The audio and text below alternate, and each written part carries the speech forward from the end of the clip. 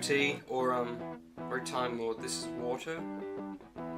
And it's been quite a long time since the last one, and I do apologise, but you know, let's get this show on the road. Quite literally, not literally, because it's still, you know, I'm in a chair. I will be reviewing this today, Free Comic Book Day's Doctor Who comic from Titan Comics. No time for consonant-based puns, Clara. These are the quartz wastes of Asmodai, a stunning natural phenomenon. The entire planet is a ball of quartz wrapped around a copper core. Which was released about 4 days ago, unless you're watching this in 2 years, and then it'd be released 2 years ago. So let's get it going. Let's go to the news, where I'm going to be standing up.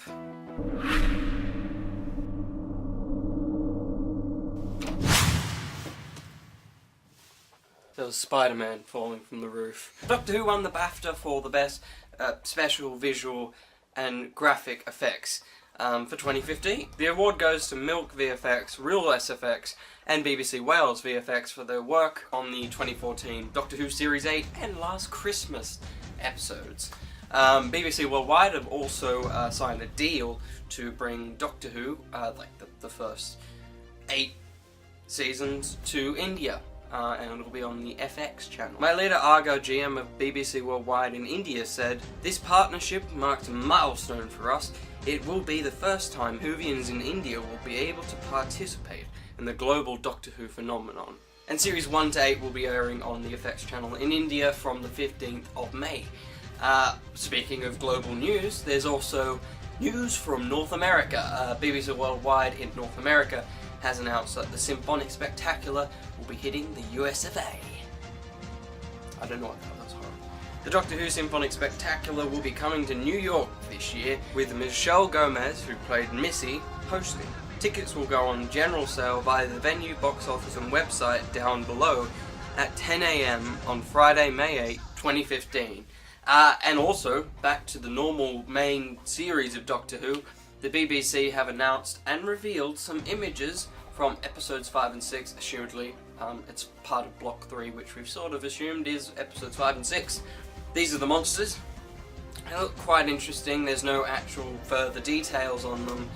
There's also images and news of the setting and details on Maisie Williams in costume, but they're a bit spoilery. Me and myself trying to avoid spoilers. That didn't make too much sense. So I won't be showing them to you, but if you do want to take a look, there is a link down below to the images and a bit of a breakdown of what they're filming. Back to the review, man! So every year we have a free comic book day around the world. I don't know why I said we, it's not my thing. And every year they sort of have a selection of comics from a varied amount of publishers, so Marvel, DC, Icon Comics, people like that. And now that Titan have purchased the Doctor Who rights, they managed to secure a free comic book day comic for Doctor Who.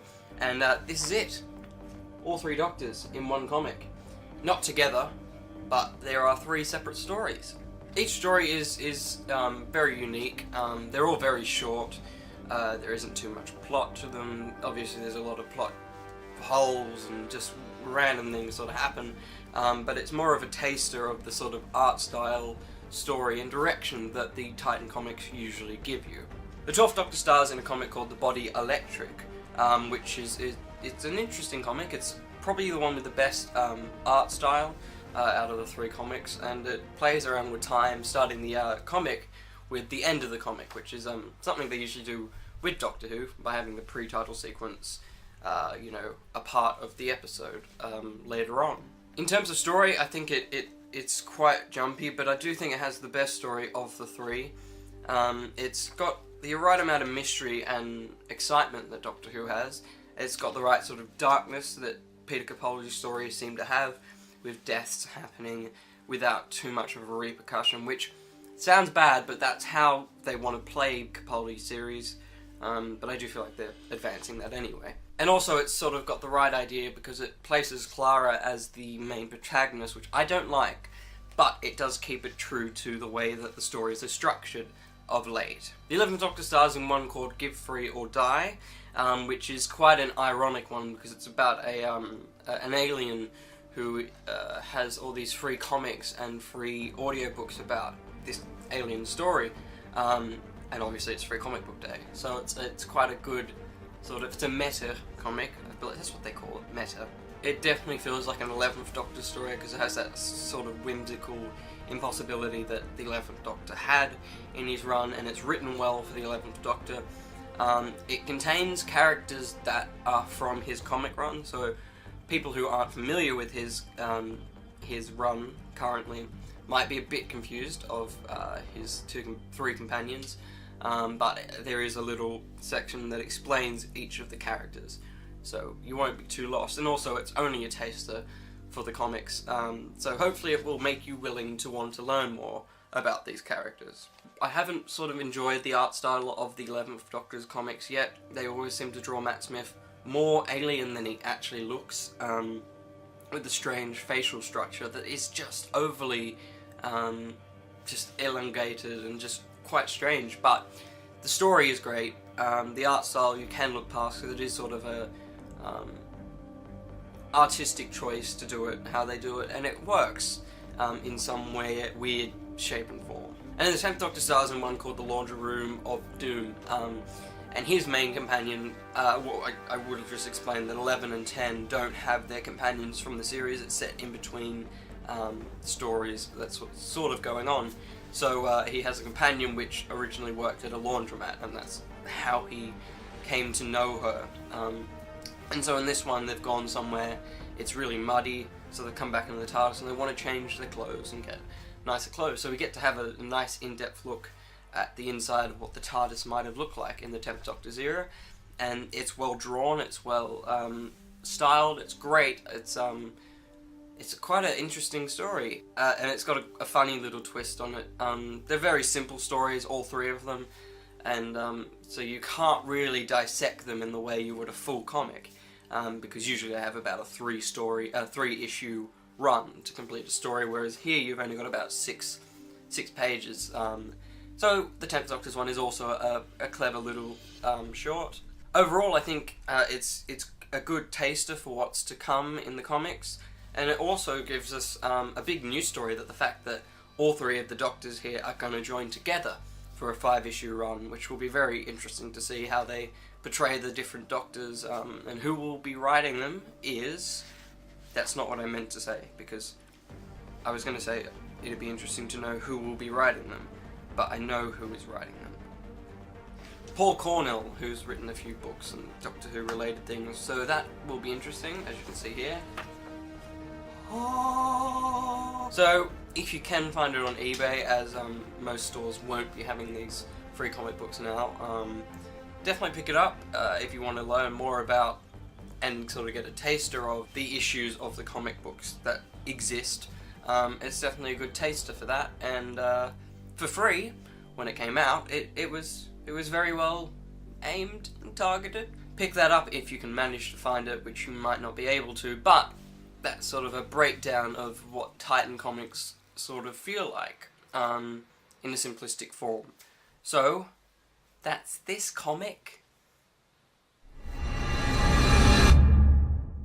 Torchwood is back, sort of. It's going into the audio form. Something it's done before, but this time through Big Finish, as they've acquired the rights to the Torchwood team. The series begins with The Conspiracy, released in September 2015, and the story will continue in 5 further releases, beginning January 2016. And yes, John Barrowman is involved, and other members of the cast are hopefully to be announced. Continuing with audio stuff, the Doctor Who Series 8 soundtrack is announced, and it's 3 discs long, which we've waited for so long, and it's all the episodes from Deep Breath to Last Christmas. Silver Screen initially had a limited run of the album, which came with a 16-page booklet containing the Radio Times posters, but that's now sold out. The soundtrack's pretty much available to pre-order from any good retailer online, which includes obviously BBC Shop, Silver Screen and Amazon.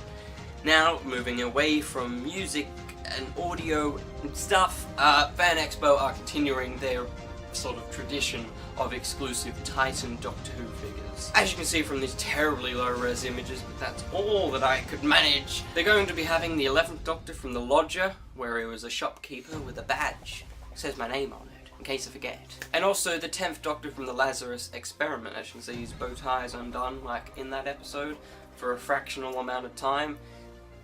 People are still going to sort after these figures, and they can.